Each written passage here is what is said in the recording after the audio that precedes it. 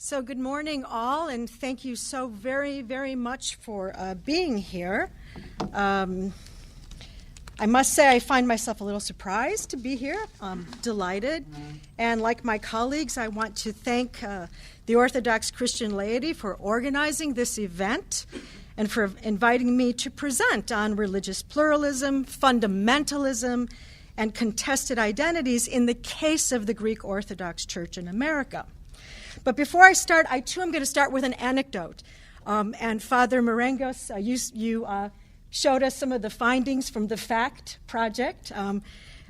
15 years ago or so, when Professor Carl Dudley of the Hartford Institute was ready to roll out the FACT, and I'm a member of the Society for the Sociology of Religion, and I attended Professor Dudley's session because they were rolling it out as a new tool that we could use to help us study our churches.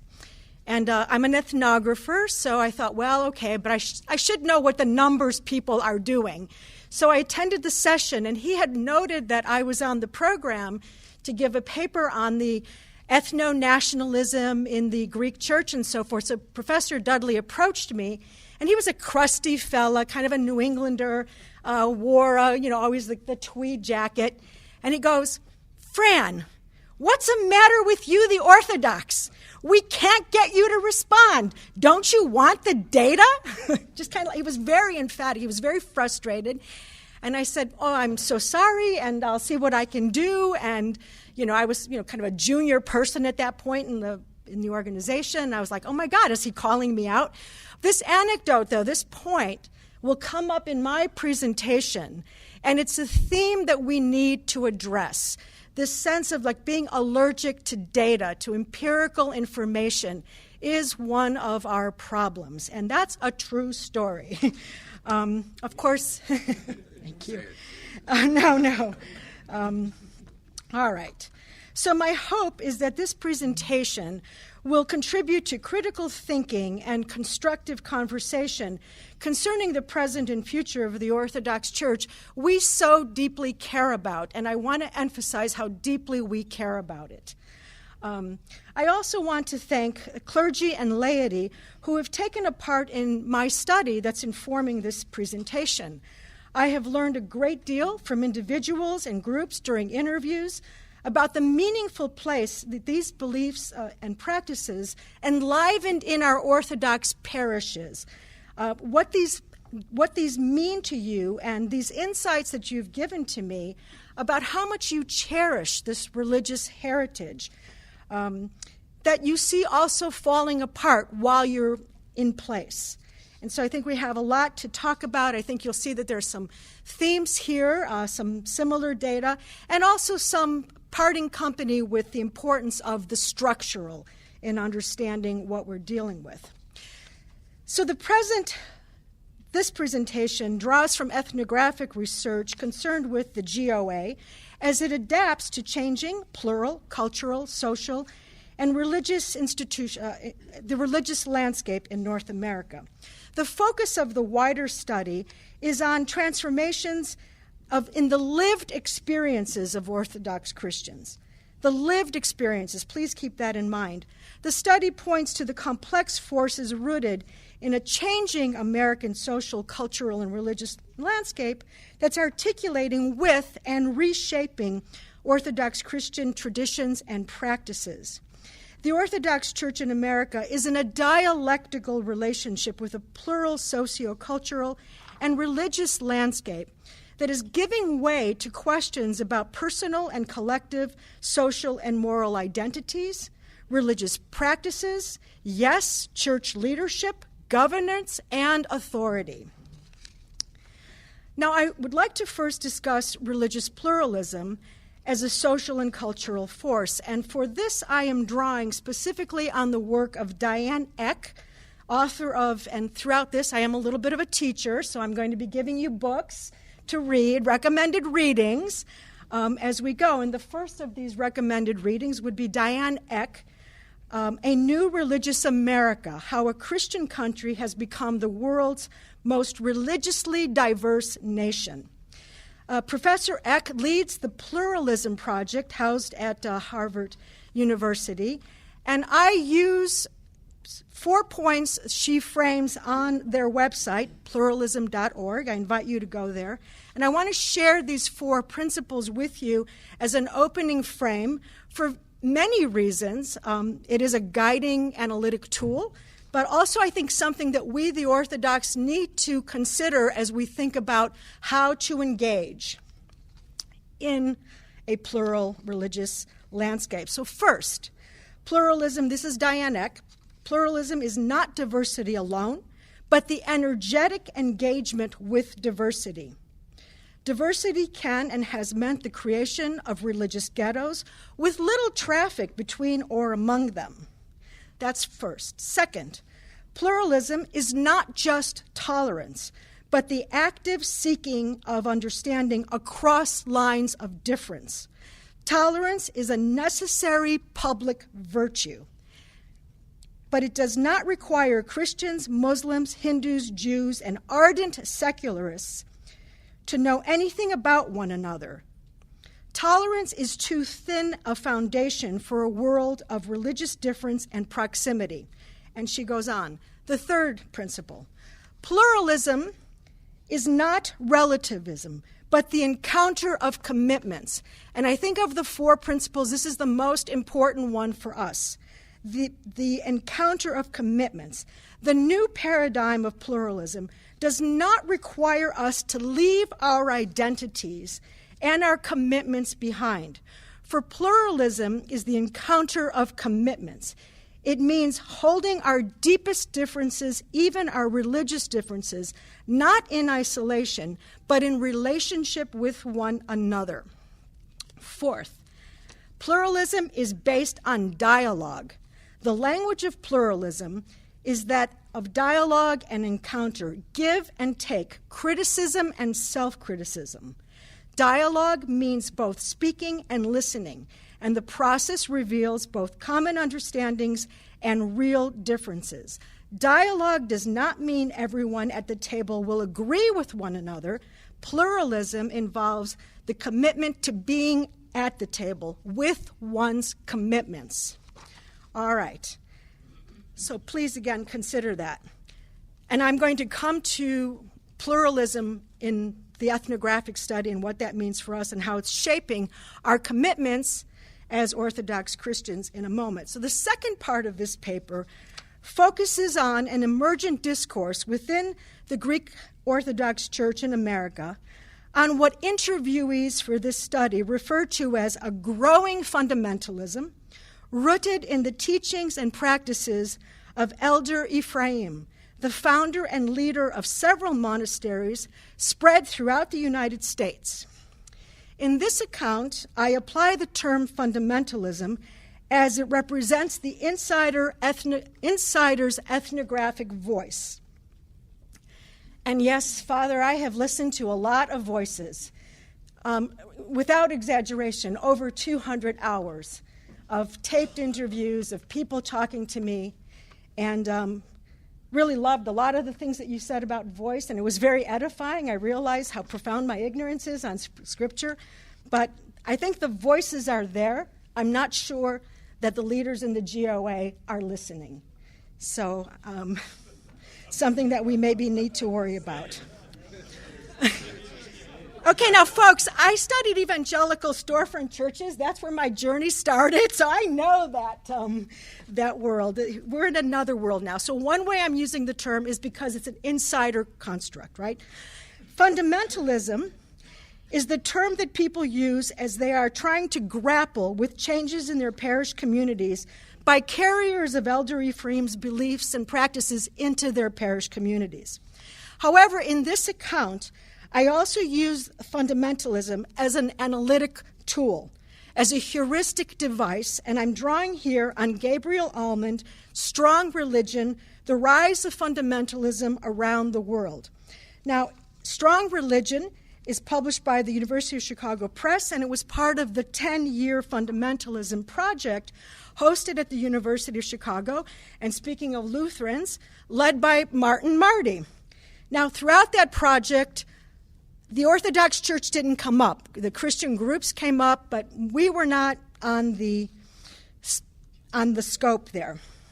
Now, what are the traits that I take from this model that the Fundamentalism Project gives us that I think apply to a study of Elder Ephraim? Here are some of the traits. Antagonism towards encroachments of secularization in religious life. Ambivalence towards modern science, right? So there's an ambivalence towards science and a critique while simultaneously adopting science-based medicine when needed and state-of-the-art technologies to advance their cause.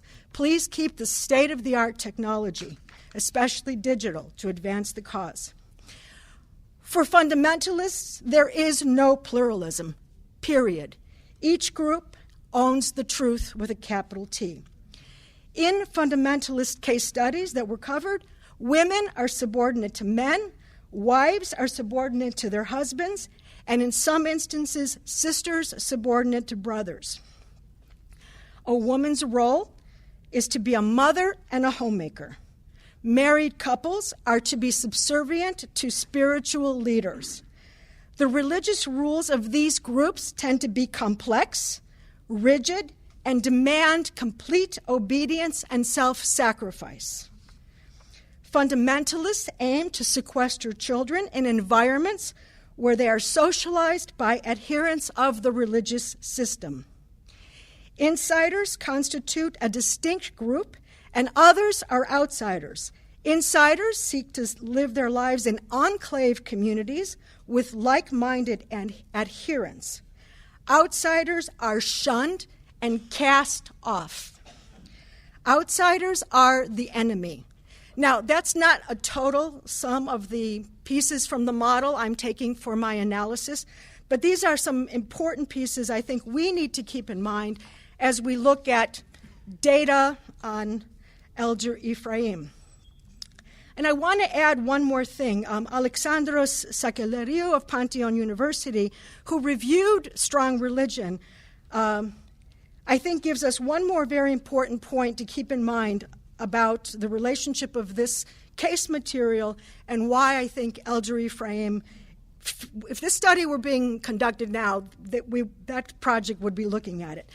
Sakellariou writes, fundamentalism is not an issue of religion and faith alone, but a more complex and multi-level project which includes social, political, financial, national, and international factors.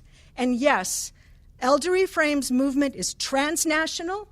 It has roots in national churches abroad, and it has definitely got a very interesting financial side to it, which I don't cover fully today, maybe in my talk, but there are reasons to wonder about how these monasteries are cropping up, and the flagship St. Anthony's is over a $30 million installation. So I recommend, along with Professor Sakellariou, I recommend Strong Religion. Now, I'm arguing in the second part of this paper that we have a parallel and dialectically related phenomenon unfolding in the GOA. Plural and emergent. Fundamentalism grounded in Ephraim's teachings and institutions that are transforming the GOA and the lived experiences of Greek Orthodox Christians. So the third and final part of this paper will discuss the contested voices and conflict unfolding in the Greek Orthodox Church over the failure on the part of Orthodox leaders, that would be bishops, seminary presidents, seminary faculty, clergy, who have failed to engage the concerns and voices raised by the lay people over Ephraim's teachings and impact in parish life and family life.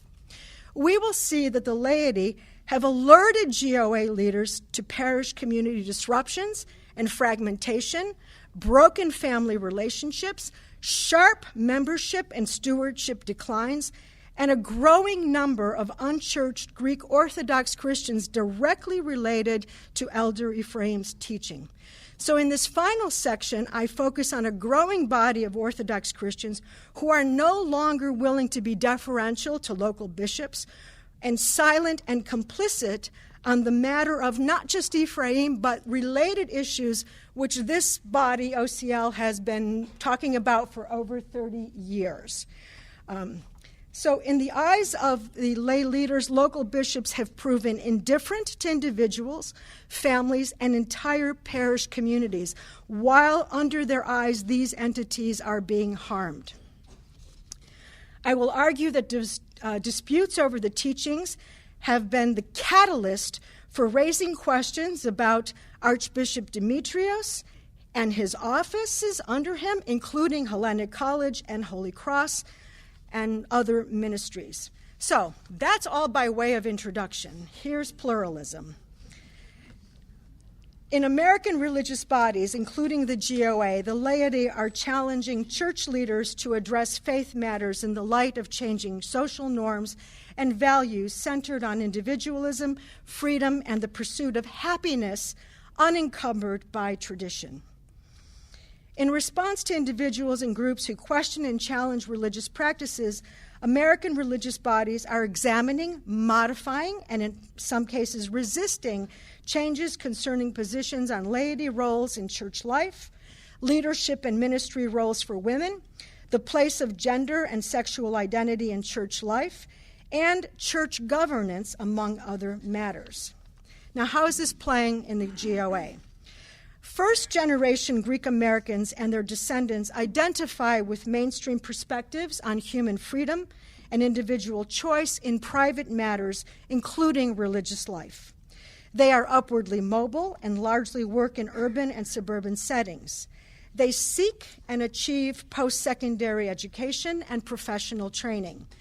They are integrated into American society and positioned to take advantage of economic, social, and political opportunities leading to upward mobility. They identify with and participate in the American national celebrations of the 4th of July and Thanksgiving, rooting themselves in the story of American democracy, progress, opportunity, and freedom.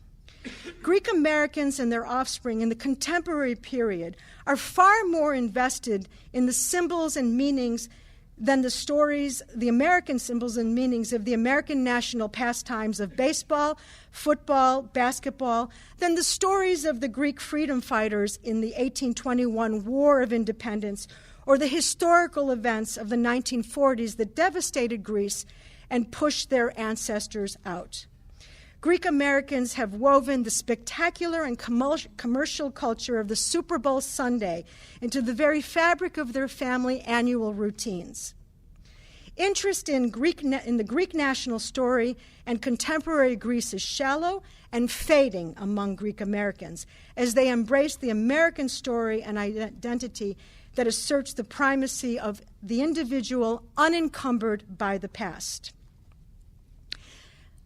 That said, I must say I spent a lot of time watching the Dodgers in Houston last night. It's a pretty good game, actually, as was the Classic night before.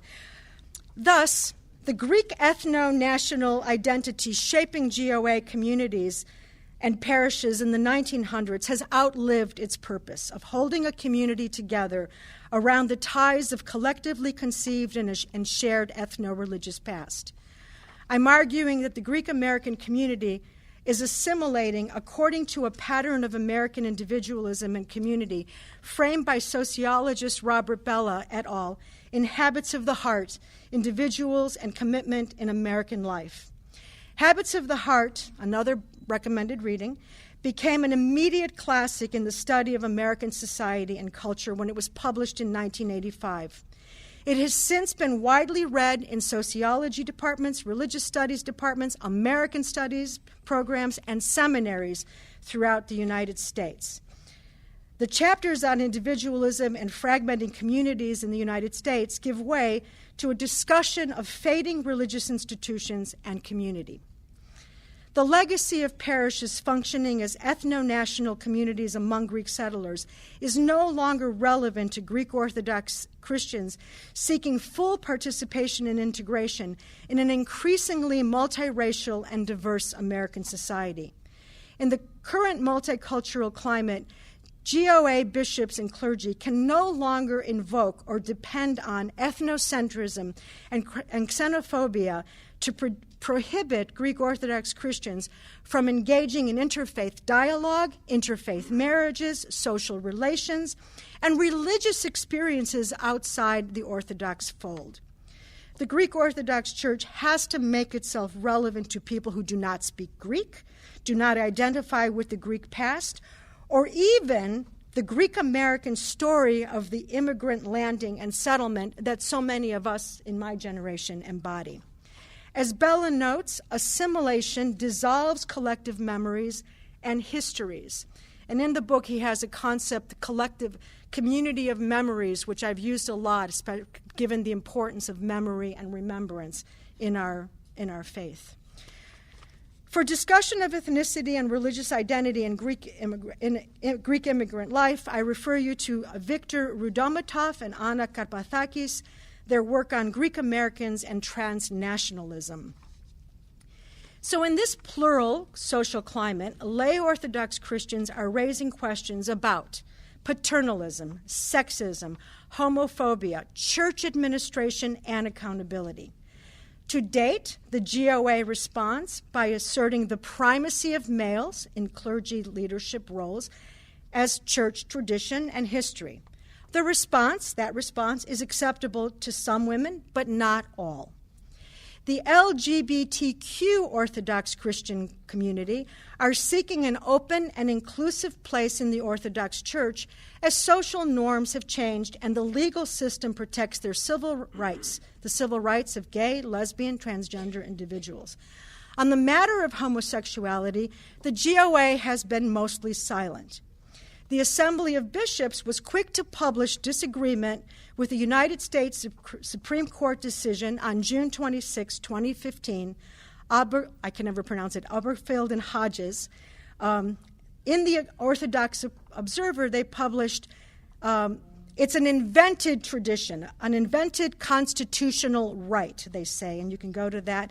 And I'm just going to, I know there are a lot of lawyers in this setting, so you can work with our bishops on the 14th Amendment, et cetera, and, you know, I'm just going to leave that one alone. But that's what they said. So on the matter of church governance, transparency, and shared responsibilities that respects the voices of the laity, the response is silence, marked by ambiguity and condescension, bolstered by what Max Weber calls the ascribed status of the office of the bishop. All right, so now let's turn to fundamentalism emerging within the GOA. In 2006, I was invited to write an article that would focus on the Eastern Orthodox Church in the 21st century for the Confessional Traditions in America Christian Project. The Confessional Traditions Project was hosted by the Institute for the Study of American Evangelicals, ISAE, and funded by the Lilly Endowment.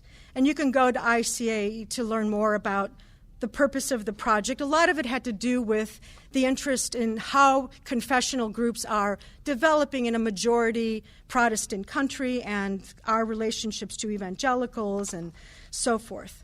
So in that article, I discussed the legacy of race discrimination, legal segregation, Greek nationalism in shaping Orthodox Greek personal and collective identity in the early 1900s. The article is published in Holding On to the Faith, edited by Sweeney and Stowe, and there's on Catholics, Mennonites, the Lutherans, right? So since the publication, I continue to track developments that I sort of discovered while working with my colleagues on the professional project. And those included the increase in interfaith marriages, the expansion of pan-Orthodox missions, and social justice initiatives. The role of converts, I was very interested in that, and I want to say that Amy Schlegel is doing very fine work on converts, and I refer you to her book. But I was also tracking church governance, and it's a very small article because we were only allowed a few pages, but one of the things I found stunning as I was working, I found the OCL archive, and I looked, DePaul, and I looked at that and I said, so let me see if I understand this. We have somebody in New York, and we have these geographic jurisdictions just within the GOA, and we're talking about pan-orthodoxy and unity and these fragments. But I think the thing that concerned me the most at the time, and it's now something I've discovered here, is that the way it's constructed, the way these pieces are constructed, you can't hold anybody accountable. In this little piece, I have a little model, and geography was part of our work, like how is the church spatially, created and so forth. And I said, so does the guy in Detroit know what the guy in Chicago is doing, and how do they talk to each other? I said, I call it the zones of ambiguity, where bishops could hide a lot. And I had a problem with that, and I still do, and we have I now have an even bigger problem. So in 2009, while tracking these developments and preparing to write what I'd hoped to have been a manuscript I would have finished that year, I was contacted by a member of the GOA about Elder Ephraim's role in GOA parish life. While working on the Confession Project, I noted several Greek Orthodox monasteries cropping up in North America over a few short years. My primary focus was on the parish, and I didn't think that these institutions really mattered. I wrongly assumed that Elder Ephraim and his monasteries did not factor in an account of the Greek Orthodox parish life and lived experiences. Emphasis on wrong. Elder Ephraim's monasteries initially were welcomed by Greek Orthodox Christians. Monasteries are long-standing on landscapes in Greece and throughout the Eastern Orthodox world. Monasteries are repositories of Orthodox material culture, sacred texts, music, wonder-working icons, and the material remains of saints. Monasteries harbor stories of miracles and the spiritual formation of exemplary Orthodox Christians. Orthodox Christians visit monasteries to find hope, grieve, and seek comfort. For Orthodox Christians, monasteries throughout the Orthodox world have been pilgrimage destinations, places for spiritual support in the face of illness, broken relations, and loss.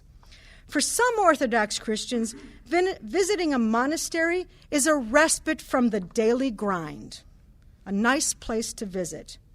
Making a promise to venerate a miracle icon or a relic housed in a monastery is not an uncommon practice and part of a therapeutic quest among Orthodox Christians facing disruptive illnesses, personal misfortune. Seeking spiritual comfort by engaging the sacred space and religious artifacts housed in a monastery, usually coupled with science-based medicine, is an acceptable Orthodox Christian practice. Asking for prayers from nuns, monks on behalf of personal hopes, sorrows, the restoration of well-being, also appropriate. At first glance, these monasteries were expected to enrich the spiritual lives of Orthodox Christians in North America. Ardent critics of Elder Ephraim, and I know many of them personally, and I've interviewed them for hours, and I think I understand. I hope I understand. These individuals defend what they call normal Orthodox monasteries in Orthodox Christian life. Among his critics, the Orthodox religious cultural system that values the place of monastery in Greek culture and religious life falls apart when the monastic practices are introduced in the parishes and imposed as standards for daily living among lay people. Clergy and laity disagree with the enactment of sacraments moving from the parish by sacraments, baptism, confession, holy unction, funerals, which are now conducted routinely at Elder Ephraim's monastery. In other words, there's this displacement of the authority of the parish priest, the parish, and parish life. Elder Ephraim is a pivotal and polarizing figure. His teachings have been unevenly received among the GOA.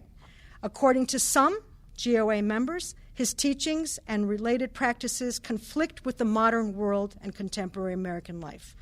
Some call him a living saint, a spiritual healer of the soul and bodies.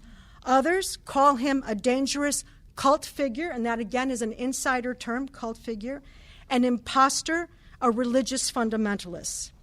In some GOA parishes, his teachings are welcomed as safeguards against encroaching secular authority and plural socio-cultural forces, undermining true beliefs and practices that define the tradition. Others reject his authority.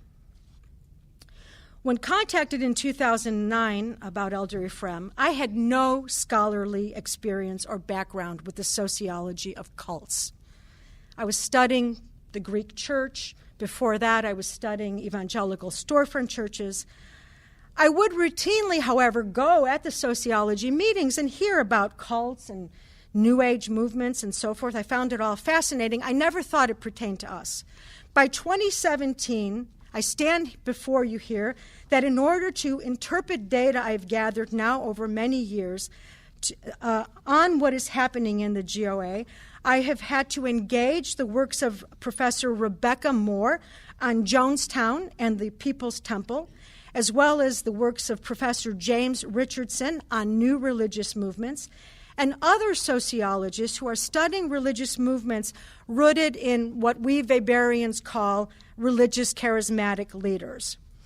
At this point in my work, the sociological constructs of the nones, N-O-N-E-S, persons who have no religion, the de-churched, the unchurched, all sociological constructs that I did not think were applicable to the study of the Greek church are now on the table.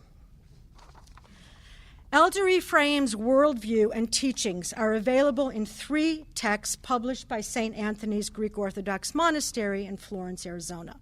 The 3 books are The Counsels from the Holy Mountains, A Call from the Holy Mountain, and the recently released The Departure of the Soul According to the Teaching of the Orthodox Church.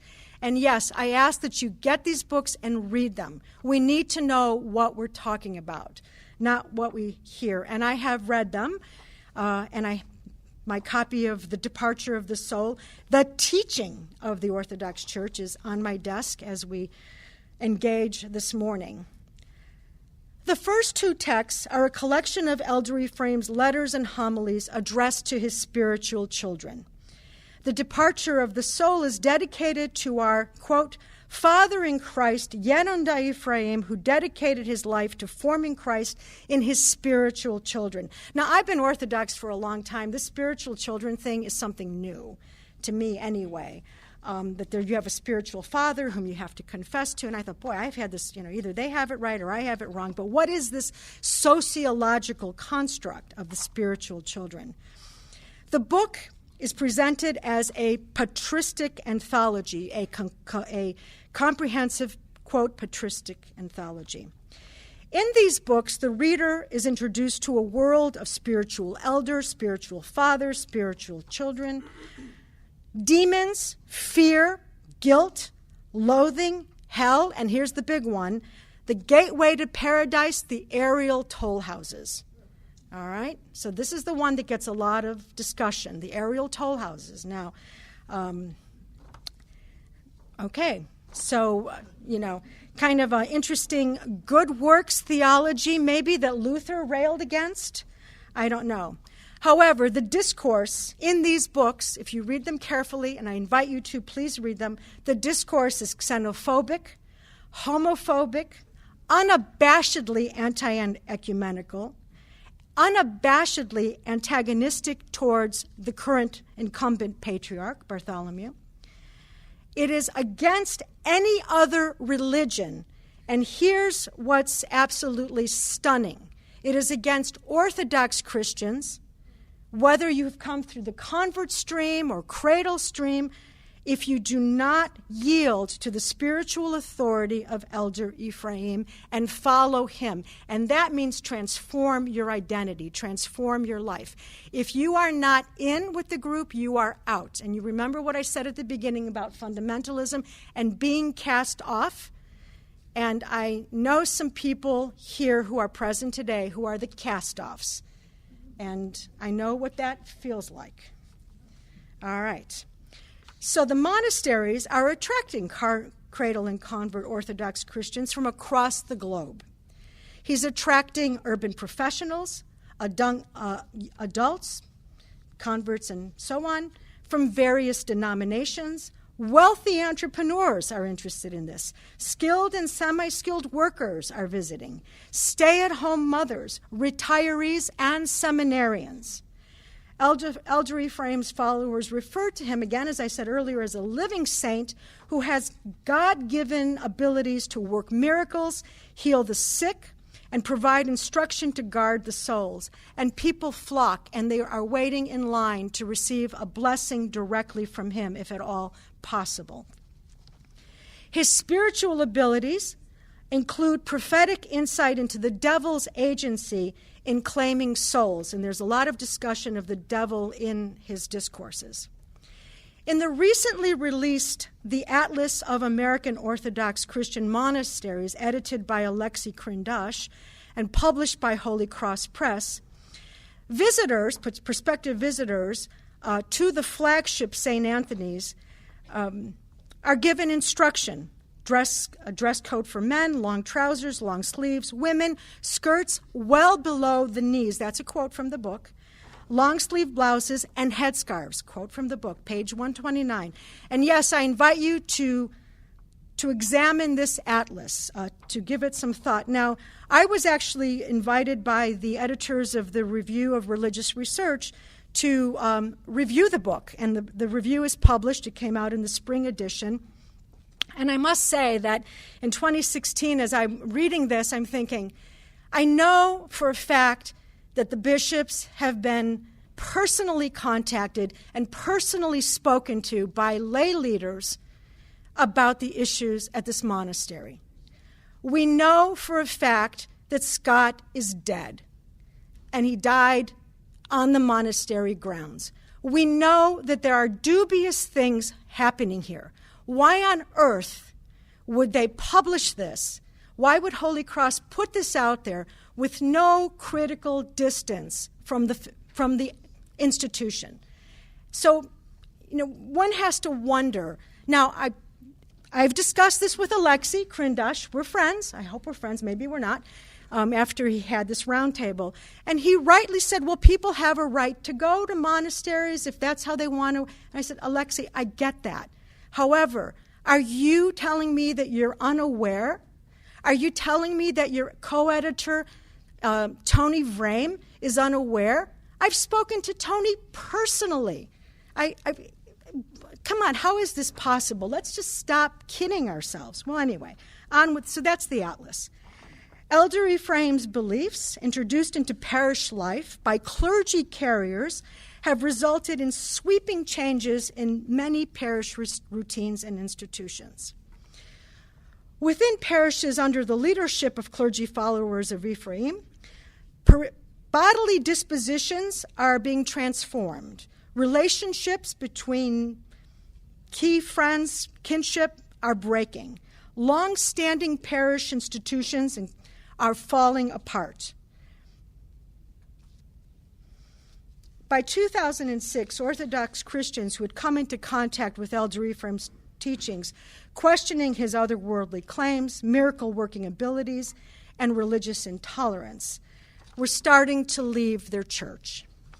Alarmed by homilies that spoke of aerial toll houses, the virtues of dying from cancer, an unforgiving God with no love or mercy for the disobedient, contempt and condemnation of non-Orthodox people, shunning Orthodox Christians who do not follow Elder Ephraim, attacks on the Patriarch and his embrace of Pope Francis, ecumenical dialogue, the obsession that Elder Ephraim and his followers have on human sexuality and sexual relations during confession, when they preempt the confessor and just kind of cut through the chase and say, tell me about your sex life, in very graphic terms, which is disarming, and some would say spiritual abuse. Demanding that married couples live like brother and sister after the childbearing years. Refusing to offer communion to individuals who had not confessed to their spiritual father. So you have to go to confession first to a spiritual father. It has to check with me, and then you come to communion. Publicly denying LGBTQ Orthodox Christian communion, publicly humiliating these people. and these are facts, they're not alternate facts, they're facts, have resulted in countless individuals and families leaving their parishes. I've tracked 3 parishes very carefully for this study, and these 3 parishes, were brought to their knees in terms of membership and as a result of these kinds of things. So who's leaving? Who are these people? They are not the pro forma types that you were talking about. What I find fascinating is the people who I've had the privilege, and I mean this, the privilege to meet, the privilege to interview, as a result of that call, the call in 2009, have served as parish council presidents. They have served on the Archdiocesan Council. They are Sunday school teachers, choir members, choir directors. They're the people that made the Koulourakia and brought the Artoclasia that you mentioned. They're not the pro forma show up. What's that phrase that we use to show up for Christmas? And no, these are, ethnographically here, these are people who are driving from the suburbs to keep inner city churches going. And just in 2009, in the case of one parish, when they were ready to actually bring this congregation, this parish, into a very interesting dialogue and dynamic, vibrant ministry, they get dashed by a carrier of Elder Ephraim's beliefs. So these are not people who are marginal and just kind of hung out. We're talking intergenerational families taking their leave. The choice or the leaving the parish is difficult and emotionally painful. And because I've listened to those voices, it's painful, right?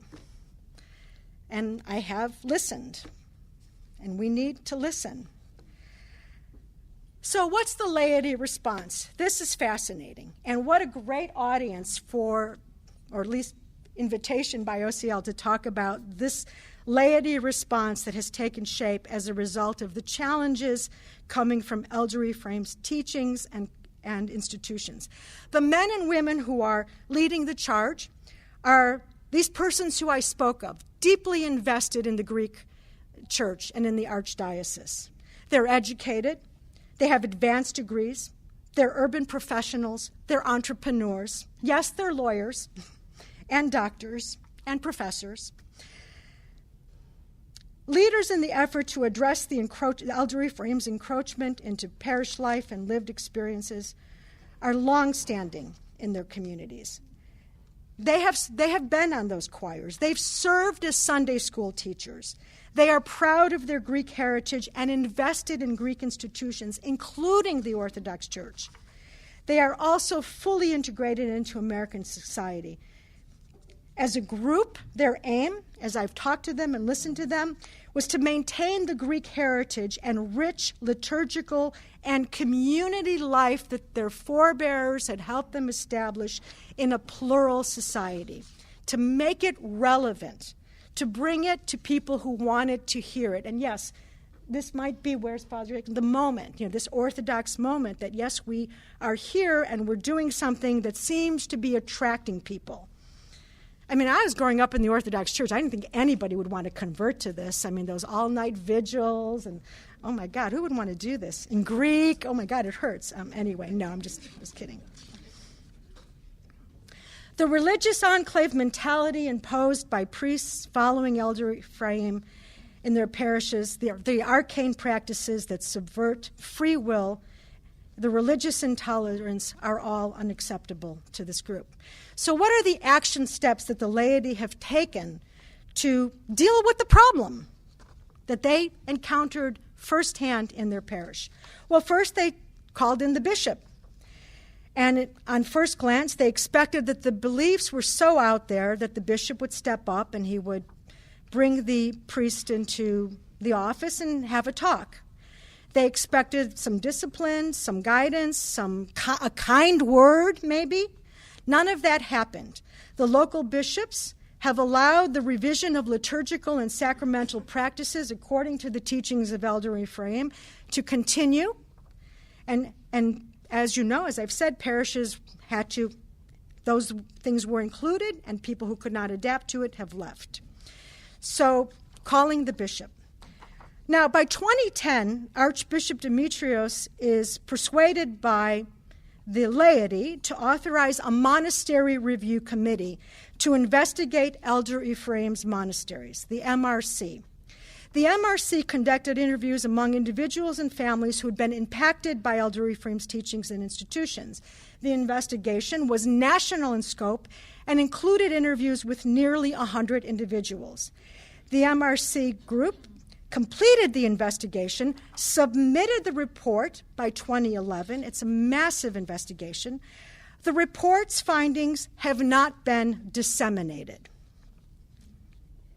In this contentious climate, the GOA continues to endorse Elder Ephraim's monasticism by listing the monasteries on the Archdiocese website and by publishing the atlas and by being involved in that publication.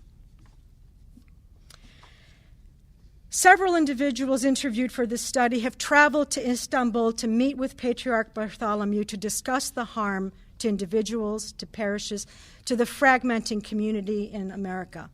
The Patriarch was sympathetic to those concerns, but places the burden on the North American bishops to address the problem. Okay, so do you see why in my article I have the graph and the zones of ambiguity, and why, like, who's going to speak to who about this? And I am one of those persons who had the privilege to meet with him, and I said, "Are you kidding me? Is that all you can offer?" Well, okay, anyway. Lay leaders approached, third part of the strategy, lay leaders approached their own time, their own expense, faculty at Hellenic College and Holy Cross Seminary in Brookline to discuss the Elder Ephraim and to ask for help. Can you clarify the theology? Can you write something about aerial toll houses? Can you speak about, and so what was the response? Deflection, denial, silence. And by the way, silence is a voice. From an social anthropological perspective, not speaking is data, all right? So it's data. And it was kind of an interesting response when I heard about it, because I know, and I have a tape of the campus debate that took place on pro and cons of Elder Ephraim. It was one of those events, by the way, that packed the library, which is sometimes very hard to get those students to kind of turn out to stuff. This kind of packed the library, according to some of the people that I interviewed after the fact. What was the result? The president at the time announced that both sides had plausible arguments. Both were winners. Okay. All right. Yeah, it's unbelievable, but believe it, it's happening. Lay groups have also launched and maintain websites to educate Orthodox Christians about Elder Ephraim. The two websites that I'd like to mention here, and there may be others, I hope I'm not overlooking anything, are Go Truth Reform. That's the first. And here's what Go Truth has to say. Just very briefly, we Greek Orthodox Christians of the metropolis of Chicago will no longer accept the conditions that have spread and caused irreparable harm to our faith. We are of the opinion that our current hierarchs of the metropolis of Chicago are complicit in allowing a cancerous cult to permeate the theology of our church. Together, we will focus the efforts and attention of our members to expose inappropriate teachings, practices, and customs as they concern our faith. And I have to say that many people who I have interviewed have said this website has saved them, because they started to see these changes in their parishes and they didn't know what was going on. And then all of a sudden, they somehow Googled some things, and this website came up, and they went, oh, yeah, that's what happened. Oh, yes, this is going on. And so this is a contribution from this anonymous group that is really important from the database, the interviews that I have.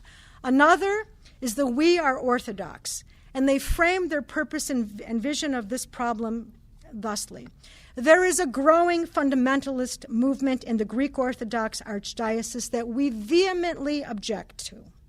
This has nothing to do with any of our ethnic backgrounds, but it has everything to do with the type of monasticism that is spreading extreme fundamentalism, which is affecting clergy and laity alike.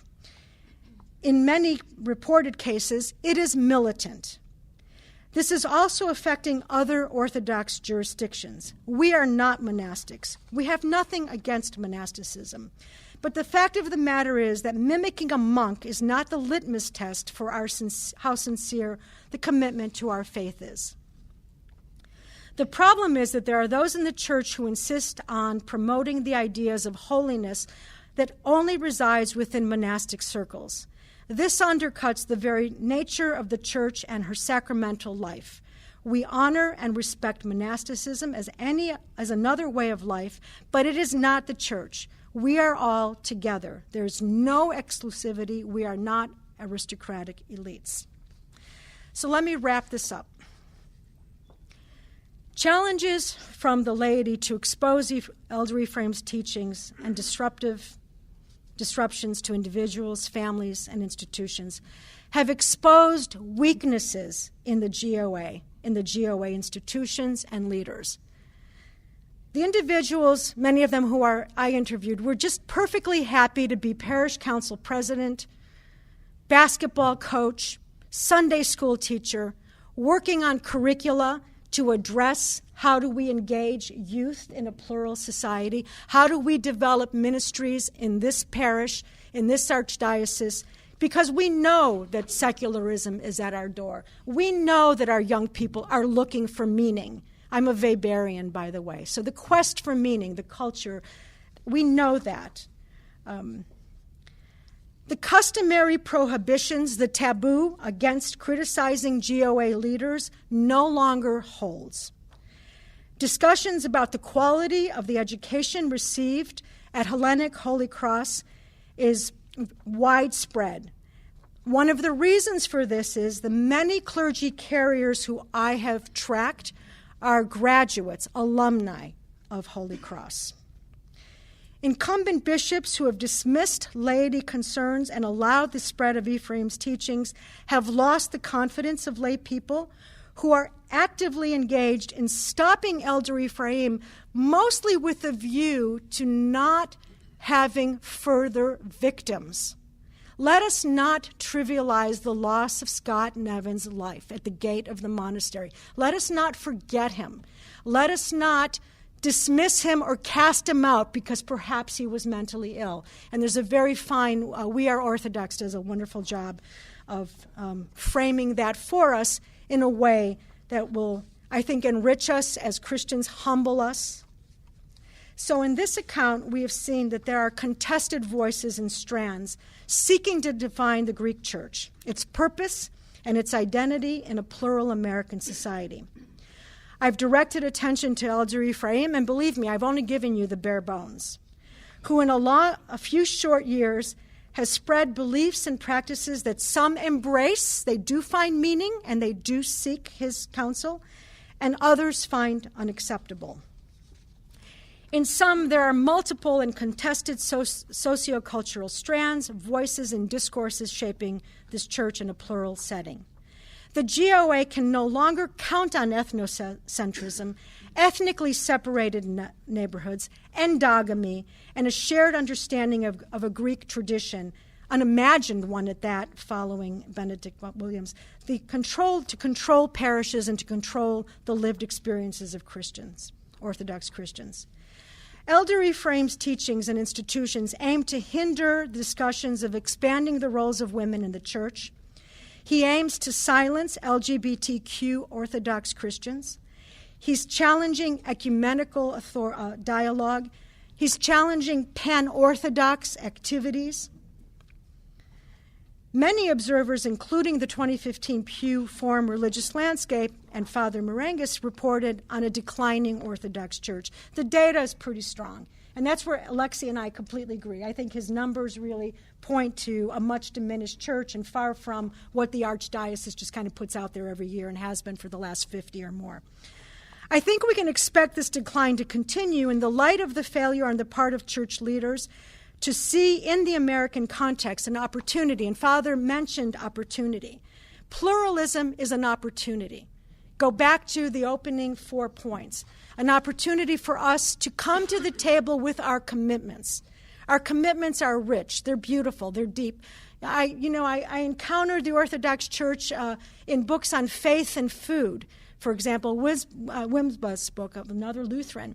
And we think about our fast and how horrible it was when I was a kid. But now, that I do environmental studies and so forth, and think this was a way of eating that's very well adapted to the environment. This is an amazing practice. Are we going to lose this? Are we losing it because somebody in the form of an Ephraimite carrier is lording over my head and saying, don't come to communion because I didn't fast? No, it's a way of life. And it's a way of life that for those of us who have environmental concerns shared with our patriarch, wow. But our tradition is popping up in these places, and the anchor is kind of becoming unhinged. So I think that, maybe this is our moment to create a vibrant and inclusive parish communities, religious educational institutions, and pan-Orthodox ministries in which personal freedom and human dignity is respected and protected. Emphasis on protected. So that said, I think we'll have lots to talk about. I hope we will. Thank you very much for your patience with all of that.